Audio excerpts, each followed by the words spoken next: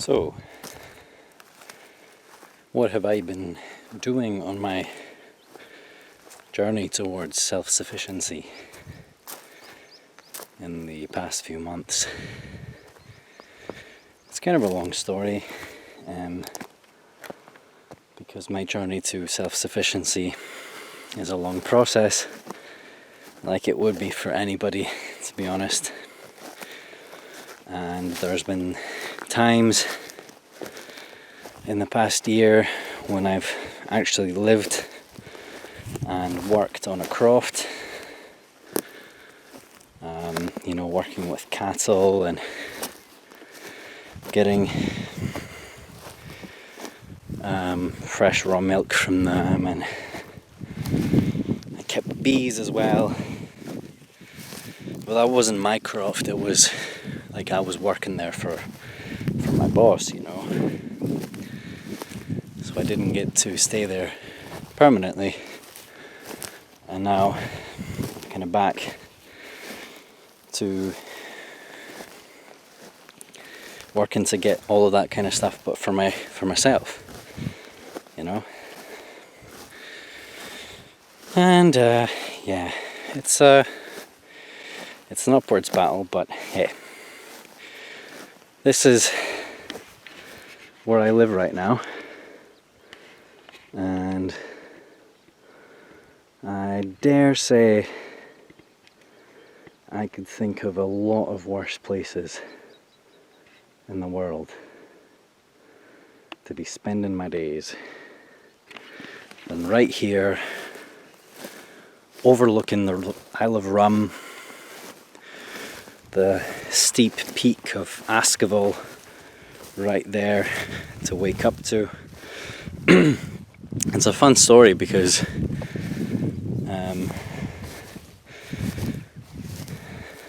I used to be really quite into this like one-off experimental Scottish themed black metal project called Askival, and this was years and years ago, and it's just like one of those names that has always stuck with me, and then a few years later I end up living right at the foot of Askival itself. That's a Norse place name, by the way. Ash, like the tree, Val, mountain, Ash Mountain. But coming back to the subject at hand, I'm standing here in a bit of a peat bog, so I have to keep moving or else every single biting insect in the world is going to come here to wreak absolute havoc on my face and arms, as has been happening very successfully for them, I have to admit, over the past little while. The traditional Highland remedy for that is to get a little bit of bog myrtle, which is this wonderful herb that grows in absolute abundance here, and when you crush it up or rub it on yourself, it has this sort of almost eucalyptus-like smell. It's a very beautiful smell. So anyways, in the old days they used to rub themselves in bog myrtle as a kind of remedy for biting midges in the Highlands, but I have to say I've tried this remedy many times, and unfortunately I cannot swear to its efficacy. And they keep biting, I'm afraid. But I will admit this, the smell is very pleasant, so at least you smell nice while you're getting absolutely bit to shreds. So anyhow, this peat bog here is the site of basically in the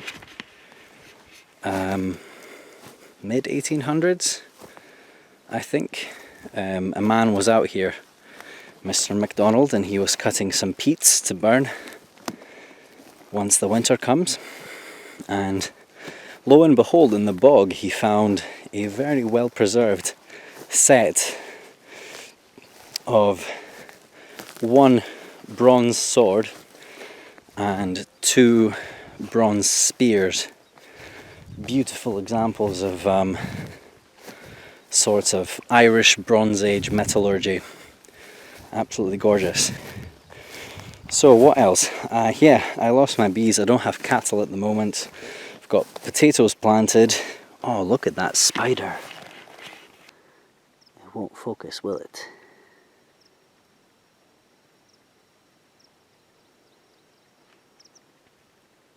So, I lost my bees.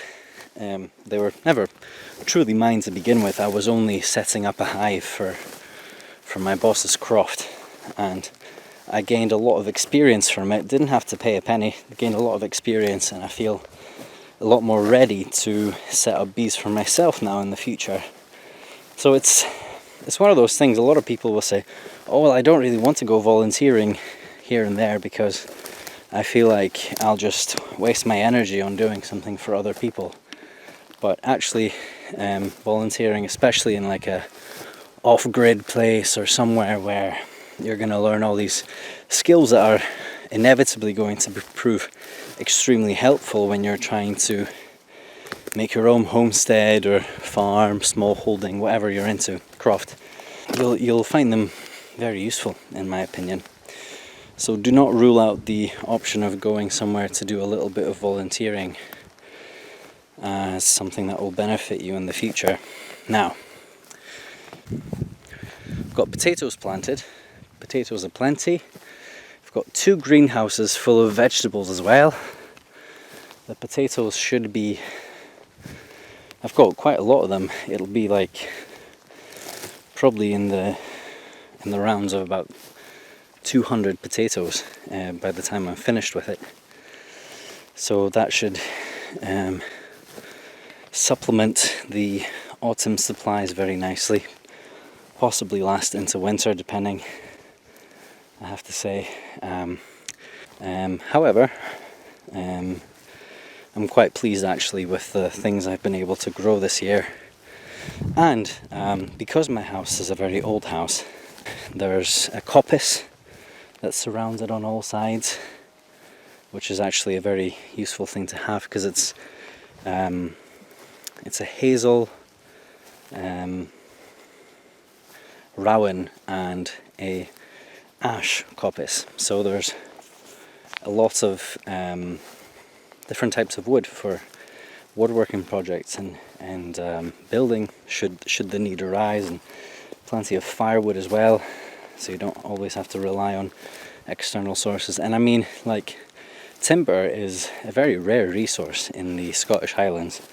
As you can imagine, in a largely deforested landscape like this, it is very valuable.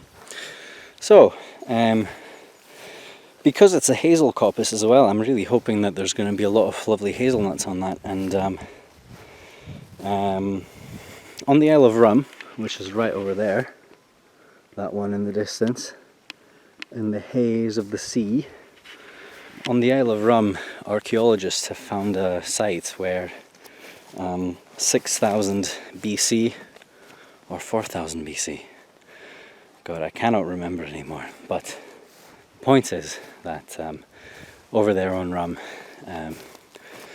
many thousands of years ago in the Mesolithic times, there was a settlement of people who lived on the beach, and they would make big bonfires and roast hazelnuts in the big bonfires. And the shells of those hazelnuts have been found and radiocarbon dated to that time, and it's currently, as far as I'm aware, I might be wrong, but for a long time anyways, it used to be the oldest sign of habitation in this part of Scotland, which is very cool. Now, another fun fact here, here we've got a lot of bog cotton growing on the ground. All these white things, I think they look like wisps and spirits softly trembling in the wind. Here we go, look at that, gorgeous stuff. I really love bog cotton. It's very beautiful. And a long time ago, I can't remember which Scottish folklore book I read this in, but it was one of the legit sources, you know, like Sir James Fraser or another anthropologist. I remember reading that there used to be a custom in the Highlands where when a maiden reached marriage age, she would have to pick bog cotton and spin it into thread and then weave a shirt for her lover. And I can't imagine just how labour intensive a process like that was. You know, because I mean, this stuff it's common, but you know, it's not like a cotton plantation. There's some lovely horses out here. I'm standing somewhere that's called a common grazing in Scotland. It's a thing that exists in crofting villages mostly, where people used to hold land in commons as like a shared scheme kind of thing. And right now on the common grazings there's a lot of sheep, as you would expect, but there's also been some cows in the past few days. I think they've been herded away though, they were just here in passing. And now there's 3 horses. Look at this guy. Look at this handsome lad. Hey you. Hey you. He knows me. He comes down to our house sometimes. He's always looking for treats. He's a little scallywag, but he's a very handsome horse. Good boy. Good boy. Aye. It's a very, very beautiful horse. And there's two more white horses there.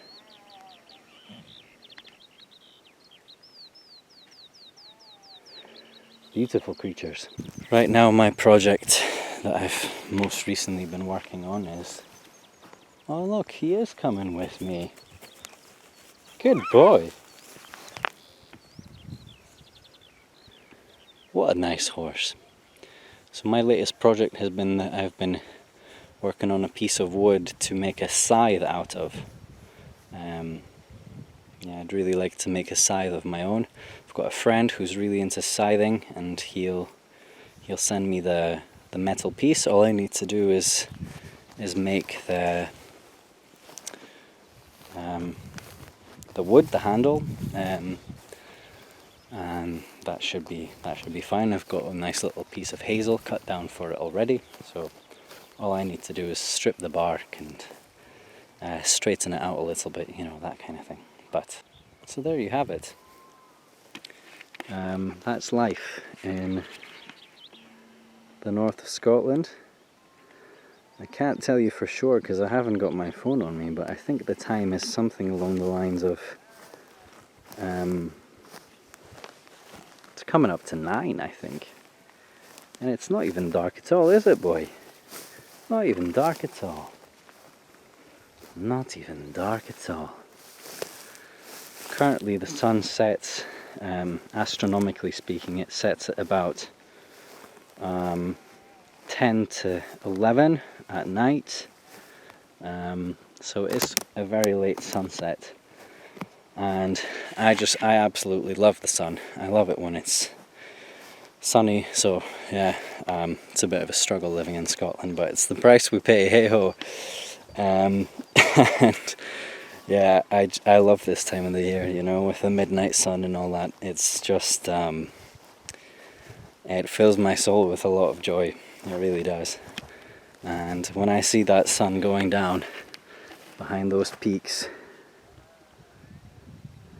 it's just the most beautiful thing in the world, you know. I wouldn't trade it for anything else in the world.